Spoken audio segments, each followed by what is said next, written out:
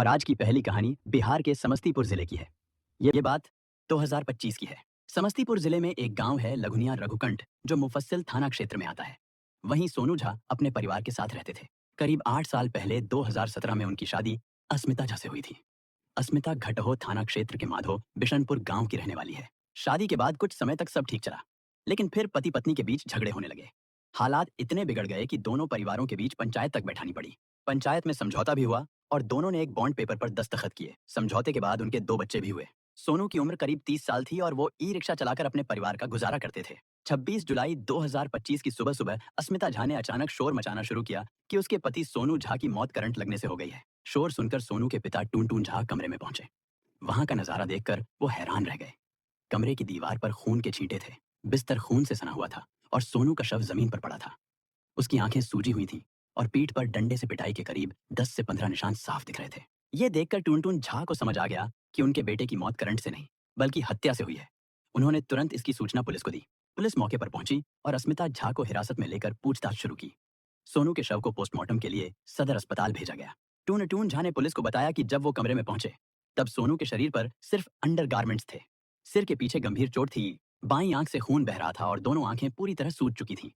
उसका दाहिना हाथ टूटा हुआ था, मुंह से भी खून निकल रहा था, गला घोंटने के निशान थे और बाएं हाथ की एक जगह जली हुई थी, जहां शायद करंट लगाया गया था। इधर मौके पर मौजूद मुफस्सिल थाना की पुलिस ने मामले की गहराई से जांच शुरू कर दी थी।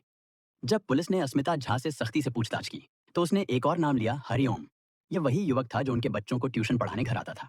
पूछताछ में धीरे धीरे यह बात सामने आई कि अस्मिता और हरिओम के बीच नजदीकियां बढ़ चुकी थीं। जैसे ही हरिओम का नाम सामने आया, पुलिस को यह भी पता चला कि उसे भी किसी तरह की चोटें आई हैं। संभावना जताई जा रही है कि वारदात के समय वह भी वहां मौजूद था और किसी झगड़े या मारपीट में घायल हुआ। घटना के तुरंत बाद हरिओम फरार हो गया। पुलिस को जानकारी मिली कि वह किसी अस्पताल में अपना इलाज करवा रहा है। अस्मिता की बताई जानकारी के आधार पर अब पुलिस आरोपी ट्यूशन टीचर हरिओम झा की तलाश कर रही थी। उसकी गिरफ्तारी के लिए छापेमारी जारी थी। अस्मिता ने पुलिस को जो कहानी बताई, वो कुछ इस तरह थी। उसने बताया कि उसकी और सोनू की शादी के बाद से ही रिश्ते ठीक नहीं थे। सोनू शराब का आदी था और नशे में आए दिन घर में झगड़े करता था। अस्मिता ने कई बार उसे समझाया, लेकिन उसने शराब पीना नहीं छोड़ा। इन्हीं झगड़ों की वजह से अस्मिता कई बार नाराज होकर अपने मायके चली जाती थी। हर बार दोनों परिवारों के बीच पंचायत बैठती थी, तब जाकर वह ससुराल वापस आती थी। अस्मिता की सास की मौत पहले ही हो चुकी थी। घर में ससुर टूनटून झा ही थे, जो दरवाजे के पास बने एक छोटे से कमरे में रहते और वहीं सोते थे। घर के अंदर जाने के लिए ससुर के कमरे के बाद एक ग्रिल लगी हुई थी, जो हमेशा लॉक रहती थी। इस ग्रिल की चाबी सिर्फ अस्मिता और सोनू के पास ही होती थी। जब भी सोनू देर रात घर लौटता, तो वो खुद ही अपनी चाबी से ग्रिल खोलकर अंदर चला जाता था। घर का यही सिस्टम रोज का बना हुआ था। करीब 1 साल पहले से हरिओम झा नाम का युवक उनके बच्चों को ट्यूशन पढ़ाने घर आने लगा था। इसके बदले में अस्मिता उसे हर महीने 1500 रुपए देती थी। हरिओम झा रोज दिन में अस्मिता के घर आता था, ताकि उसके बेटे और बेटी को ट्यूशन पढ़ा सके। उस वक्त सोनू घर पर नहीं रहता था, वो अपने काम पर चला जाता था। एक बार सोनू ने गुस्से में आकर अस्मिता से मारपीट की थी, जिससे उसके चेहरे पर सूजन आ गई थी। उसी दिन जब हरिओम घर आया, तो उसने अस्मिता की हालत देखी और वजह जाननी चाहिए। तब अस्मिता ने अपने साथ हो रहे घरेलू झगड़ों और मारपीट की बात हरिओम को खुलकर बताई। हरिओम ने उसकी बातों पर हमदर्दी जताई। इसके बाद वो कभी कभी फोन करके उसका हालचाल भी पूछने लगा। धीरे धीरे ये बातें अस्मिता को अच्छी लगने लगी। उसे हरिओम का ध्यान देना और उसके लिए फिक्र करना पसंद आने लगा। कुछ वक्त बीतते ही अस्मिता खुद ही हरिओम की तरफ आकर्षित हो गई और मन ही मन उसे चाहने लगी। जब हरिओम की तरफ से भी सकारात्मक व्यवहार मिला, तो दोनों के बीच नजदीकियां बढ़ती गईं। अब हरिओम जब भी ट्यूशन के लिए आता, तो पढ़ाई के बहाने दोनों अकेले में बैठकर काफी वक्त गुजारते थे। इसी दौरान उनके बीच शारीरिक संबंध भी बन गए।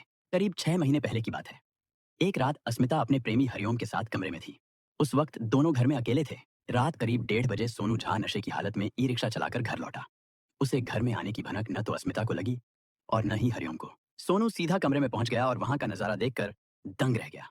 उसने अपनी पत्नी अस्मिता और हरिओम को आपत्तिजनक हालत में देख लिया। यह देखकर सोनू को बहुत गुस्सा आया। उसने दोनों को फटकारा और हरिओम को उसी वक्त घर से निकाल दिया। अगले ही दिन उसने अपने बच्चों का ट्यूशन भी बंद करा दिया, ताकि हरिओम फिर कभी घर न आए। लेकिन इस घटना के बाद भी अस्मिता ने हार नहीं मानी। उसने सोनू से छिपाकर हरिओम को फिर से घर बुलाना शुरू कर दिया। अब वो उसे घर के पिछले दरवाजे से अंदर बुलाती थी, जब ससुर अपने कमरे में सो रहे होते और सोनू काम पर बाहर होता। धीरे धीरे दोनों का रिश्ता फिर पहले जैसा हो गया और यही नजदीकी आगे चलकर एक खौफनाक वारदात में बदल गई। अस्मिता ने घटना से करीब 10 दिन पहले ही अपने दोनों बच्चों को मायके घटहो भेज दिया था।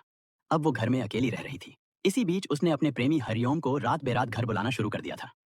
दोनों घंटों साथ रहते, हंसी मजाक करते और मजे में वक्त बिताते थे। पति की हत्या की आरोपी पत्नी अस्मिता झा ने पुलिस को यह भी बताया कि 25 जुलाई की रात सोनू झा शराब पीकर घर पहुंचा था। मैंने उससे खाना खाने के लिए पूछा, लेकिन उसने खाना नहीं खाया और कमरे में आ गया। बेटी दूसरे कमरे में थी। सोनू ने पहले मुझसे जबरदस्ती शारीरिक संबंध बनाया। करीब 10 मिनट के बाद दोबारा शारीरिक संबंध बनाने को कहा, लेकिन मैंने मना कर दिया। इसके बाद सोनू मुझसे मारपीट करने लगा और गाली गलौज करने लगा। इसी दौरान मैं चाय बनाने वाली केतली से उसके सिर पर पीछे से वार कर दिया, जिससे जख्मी होकर वह जमीन पर गिर गया। सोनू के सिर से खून काफी बहने लगा। इस घटना के बाद मैंने अपने प्रेमी हरिओम झा को कॉल कर घर बुलाया।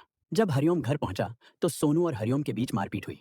इसी बीच सोनू का सिर दीवार से टकरा गया। फिर हम दोनों ने मिलकर चाय की केतली से सोनू के सिर पर ताबड़तोड़ वार किए, जिससे वह फिर बेहोश हो गया। जिसके बाद हम दोनों को लगा कि इसकी मौत हो गई है, लेकिन मौत को कंफर्म करने के लिए हरिओम ने बिजली का तार लेकर आया और सोनू के बाएं हाथ और गर्दन में उसे लपेट दिया। इसके बाद गला घोंटा गया, फिर तार को करंट से जोड़ा गया। करीब 5 मिनट तक छटपटाने के बाद सोनू शांत हो गया।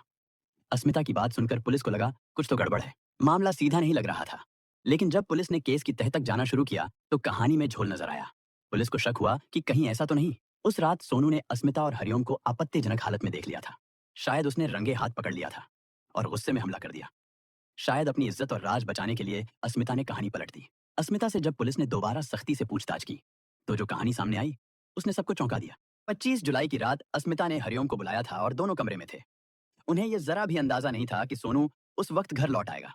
लेकिन रात करीब 1:30 बजे सोनू झा नशे की हालत में अपना ई रिक्शा चलाकर घर पहुंच गया। जैसे ही वो घर के अंदर गया और कमरे में घुसा, उसने अपनी बीवी अस्मिता और हरिओम को आपत्तिजनक हालत में देख लिया। ये देखकर उसका पारा चढ़ गया। गुस्से में वो हरिओम पर टूट पड़ा। दोनों में जोरदार झगड़ा होने लगा, लेकिन सोनू नशे में था, इसीलिए हरिओम भारी पड़ गया। हरिओम ने मौका देखते ही कमरे में रखी केतली लाठी और डंडा उठाया और सोनू को ताबड़तोड़ पीटना शुरू कर दिया। मार इतनी जबरदस्त थी कि सोनू अधमरा होकर जमीन पर गिर पड़ा। इसके बाद हरिओम ने बिजली का तार उठाया और उससे सोनू का गला घोंट दिया। जब उसे पक्का यकीन नहीं हुआ कि सोनू मरा है या नहीं, तो उसने आखिरी बार करंट भी लगाकर उसकी जान ले ली। अस्मिता झा ने बताया कि सोनू की मौत के बाद हम दोनों को कोई घबराहट नहीं हुई। उसने बताया कि हरिओम करीब 2 घंटे तक घर में ही रुका रहा और इन 2 घंटों में हम दोनों ने फिर से शारीरिक संबंध बनाए। यानी जिस शख्स ने उसके पति को मार डाला, उसी के साथ वो उसी रात फिर से हम बिस्तर हो गई। अस्मिता ने आगे बताया कि झगड़े के दौरान हरिओम के बाएं हाथ में चोट लग गई थी, इसलिए वो कुछ देर आराम करता रहा। फिर करीब 4 बजे वो घर से निकल गया। पूछताछ के बाद अस्मिता झा को पुलिस ने गिरफ्तार कर लिया और जेल भेज दिया। अब पुलिस हरिओम की तलाश में जगह जगह दबिश दे रही है। वो फरार है, लेकिन ज्यादा दिन तक छुप नहीं पाएगा। पुलिस को यकीन है कि जल्द ही वो सलाखों के पीछे होगा।